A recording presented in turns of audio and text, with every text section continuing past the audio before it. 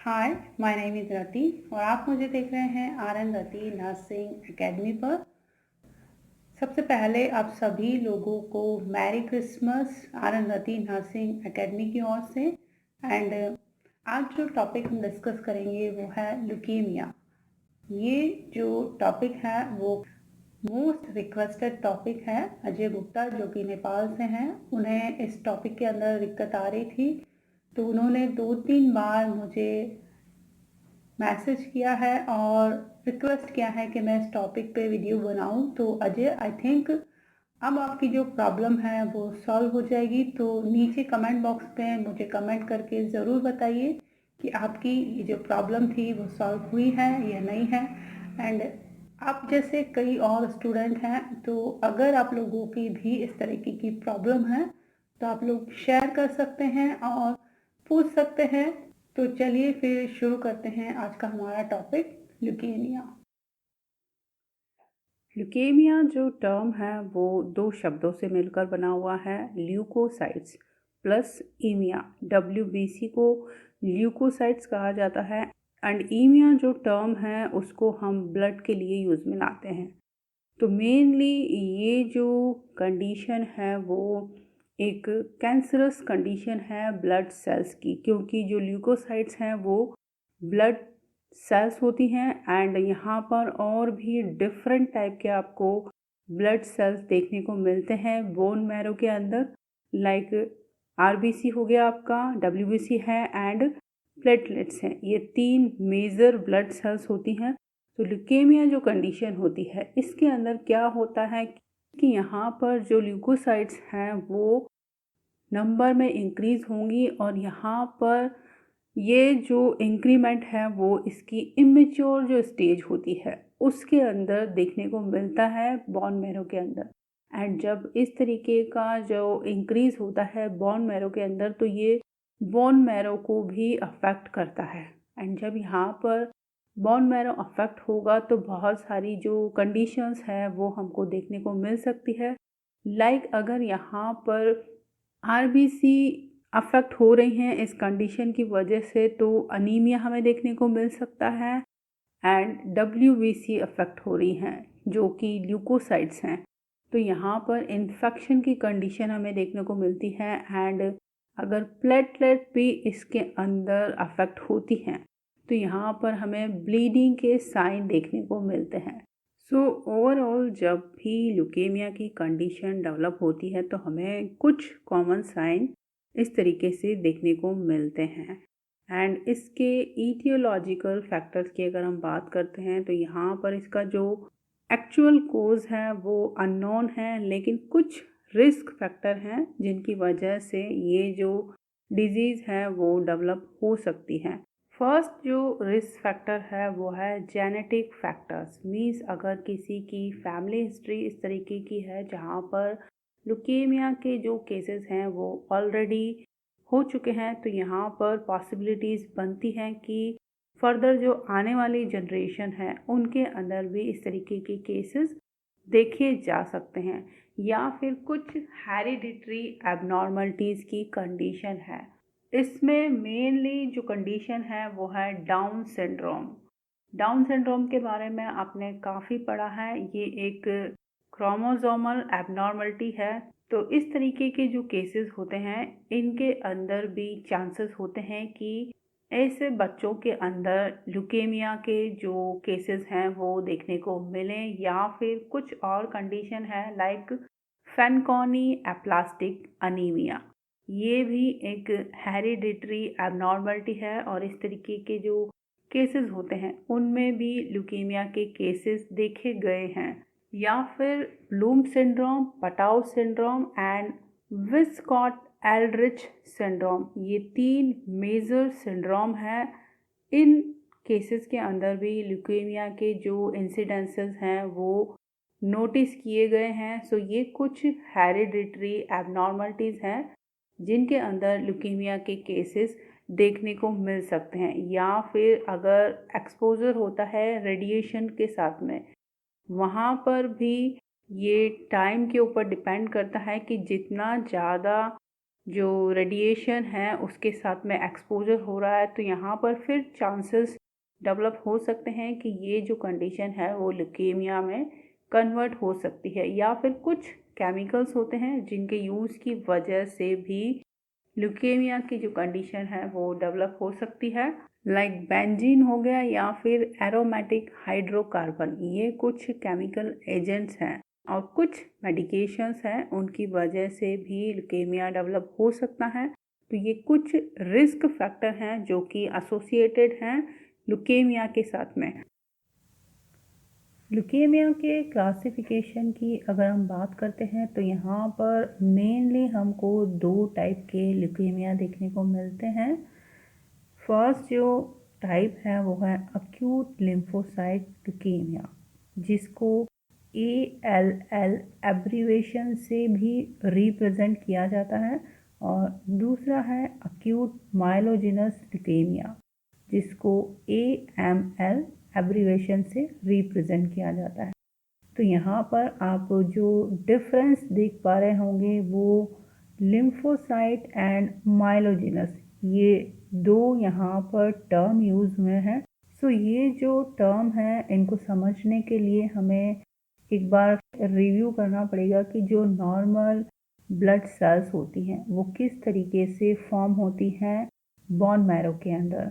तो यहाँ पर जो एक रफ आइडिया मैं आपको यहाँ पर दे रही हूँ कि जो ब्लड सेल्स होती हैं वो इस तरीके से फॉर्म होती हैं। तो फर्स्ट जो सेल आप देख रहे हैं वो है मेन ब्लड स्टेम सेल। ये यहाँ पर 2 भागों में डिवाइड हो जाएगी। फर्स्ट जो सेल होगी वो है माइलॉइड स्टेम सेल एंड दूसरी है लिम्फॉइड स्टेम सेल। तो जो लिम्फॉइड स्टेम सेल है वो आगे फर्दर और डिवाइड होगी और लिम्फोब्लास्ट में वो कन्वर्ट होगी। देन उसके बाद इससे जो मेन सेल्स यहाँ पर डेवलप होती हैं वो है B cells and T cells और NK सेल्स, जिनको कि नेचुरल किलर सेल्स कहा जाता है। तो ये 3 टाइप के जो सेल हैं वो मेनली लिम्फॉइड स्टेम सेल्स के थ्रू बने हैं एंड ये एक WBC का टाइप है। दूसरी तरफ आप देखेंगे कि यहाँ पर जो माइलॉइड स्टेम सेल है इसके थ्रू जो मेजर सेल्स बन रहे हैं वो है RBC, प्लेटलेट्स एंड दूसरा है माइलोब्लास्ट।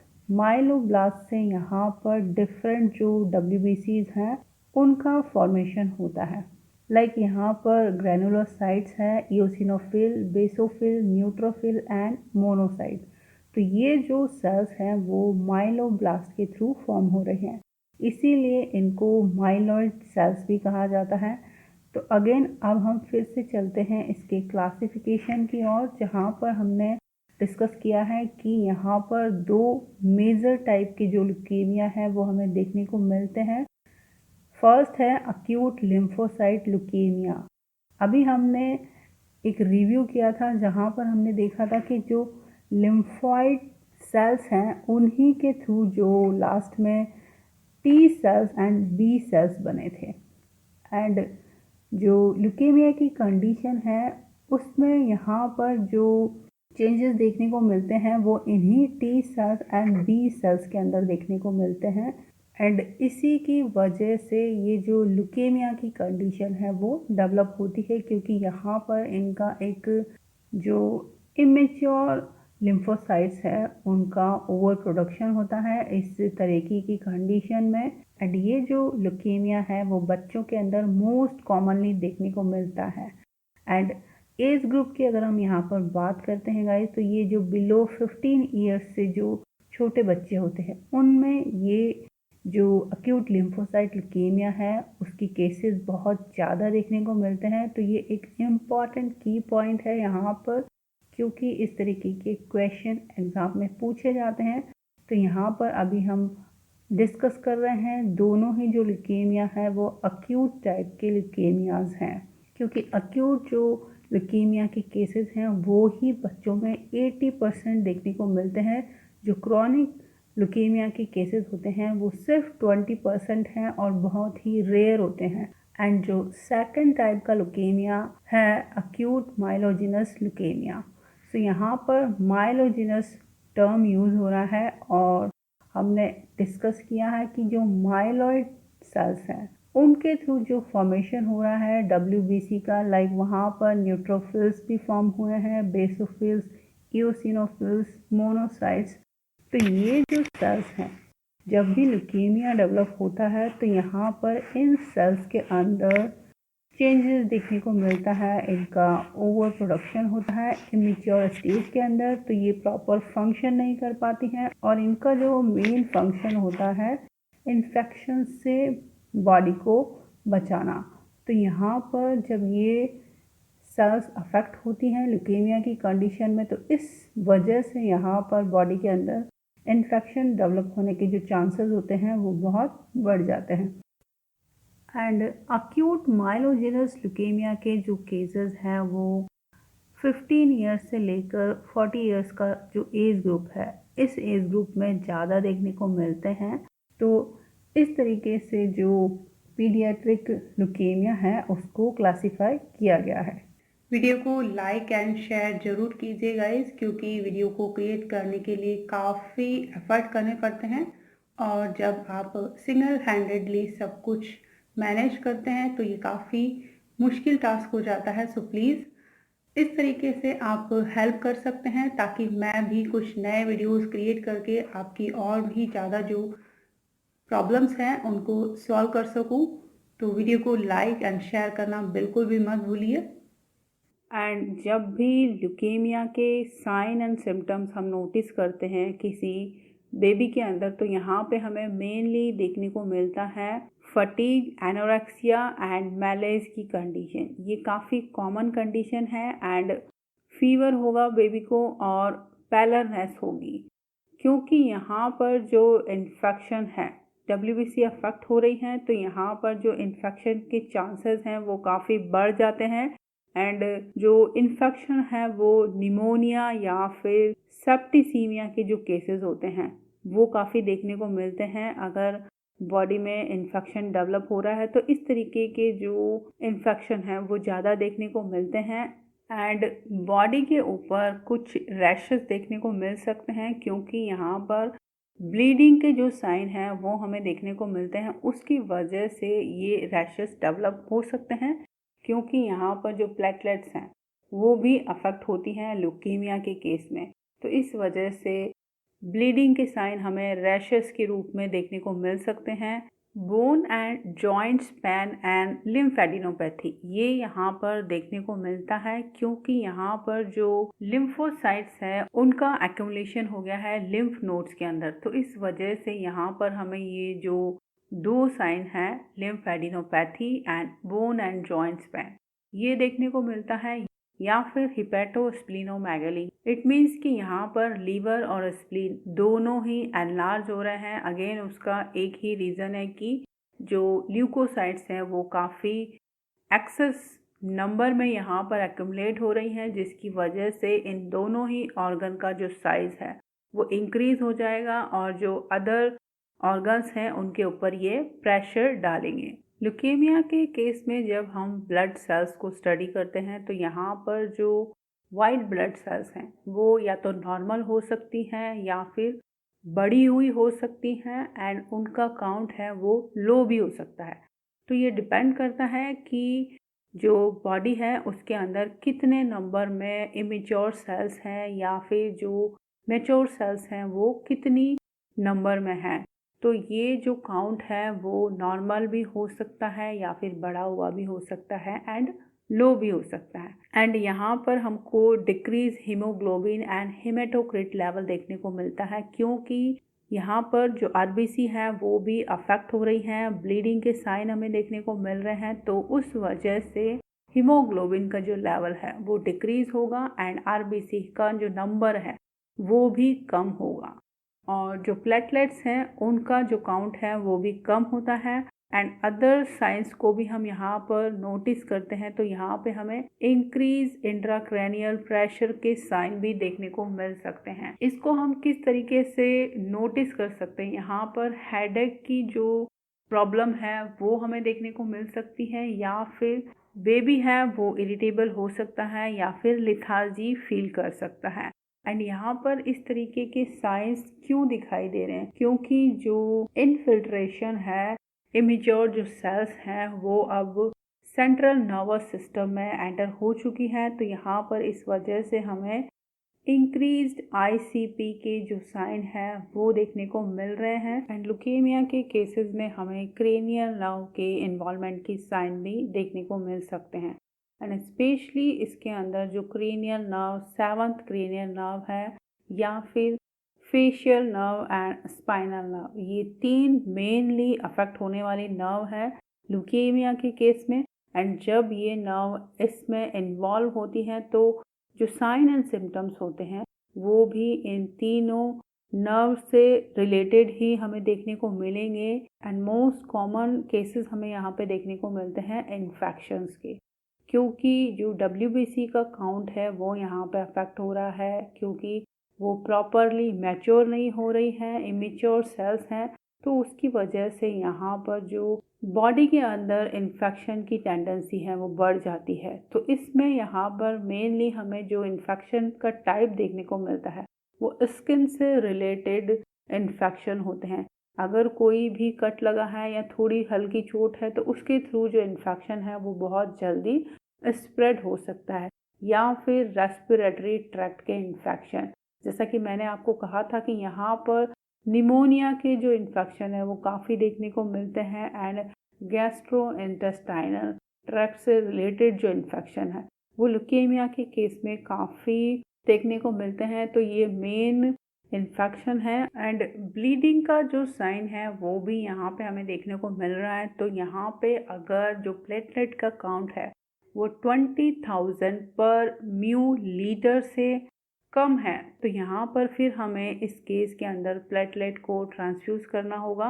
एंड अगर ये ब्लीडिंग सीवियर है तो यहाँ पर फिर उस केस के अंदर हम पैक्ड RBC को इन्फ्यूज़ करेंगे। ल्यूकेमिया के जो केसेस हैं उनको जब भी हम ट्रीट करेंगे तो यहाँ पर कीमोथेरेपेटिक जो एजेंट्स होते हैं उनका यूज़ किया जाता है, और साथ में जो रेडिएशन है उनको भी यूज़ किया जा सकता है। तो ये डिपेंड करता है कंडीशन के ऊपर कि सिर्फ कीमोथेरेपेटिक एजेंट्स ही काम में लेने हैं या फिर साथ में रेडिएशंस को भी यूज़ करना है। तो ये जो ट्रीटमेंट है उसको फेजेस में डिवाइड किया गया है। फर्स्ट जो फेज़ है उसको इंडक्शन फेज़ कहा जाता है। जो इंडक्शन फेज़ है उसके अंदर हमारा टारगेट क्या होगा कि जो भी ल्यूकेमिया की सेल्स हैं, मैलिग्नेंट सेल्स हैं, उनको हमें डिसअपियर करना होता है। तो फर्स्ट ये फेज़ होता है इंडक्शन फेज़। देन इसके बाद जो कंसोलिडेशन फेज़ है वो स्टार्ट होता है। एंड इसमें अगर कोई भी रिमेनिंग सेल रह जाता है तो उसको डिक्रीज़ करने के ऊपर हमारा पूरा कंसंट्रेशन होता है, और यहाँ पर डिफरेंट टाइप के कॉम्बिनेशन दिए जाते हैं कीमोथेरेपेटिक एजेंट्स के। और जो लास्ट फेज़ है वो है मेंटेनेंस फेज़। मेंटेनेंस फेज़ जो है वो अक्यूट लिम्फोसाइटिक ल्यूकेमिया के लिए यूज़ में लिया जाता है, लेकिन मेनली ये जो फेज़ है वो अडल्ट ल्यूकेमिया होते हैं उनके लिए काम में लिया जाता है। और इस फेज़ के अंदर क्या होगा कि यहाँ पर स्मॉल डोजेस दिए जाते हैं, डिफरेंट टाइप के जो कीमोथेरापेटिक एजेंट्स हैं उनके स्मॉल डोजेस दिए जाते हैं। एवरी 3 to 4 वीक में ये डोजेस दिए जाते हैं। एंड ये जो फेज़ है उसको कंटिन्यू किया जाता है साल भर के लिए या फिर उससे भी लंबे टाइम के लिए। तो इस तरीके से जो ल्यूकेमिया के केसेस हैं उनको फेजेस में ट्रीट किया जाता है। First induction phase, then consolidation phase and maintenance phase. And कुछ केसेस में बोन मैरो ट्रांसप्लांटेशन भी किया जाता है। तो यहाँ पर जो ट्रीटमेंट है उसके अंदर कीमोथेरेपेटिक एजेंट्स हैं, रेडिएशन है और बोन मैरो ट्रांसप्लांट, इस तरीके से जो ल्यूकेमिया के केसेस हैं उनको ट्रीट किया जाता है। यहाँ पे कंप्लीट होता है। इससे रिलेटेड आपकी कोई भी क्वेरी है तो नीचे आप कमेंट बॉक्स में ज़रूर कमेंट कर सकते हैं और पूछ सकते हैं। Till then take care, keep studying and bye bye.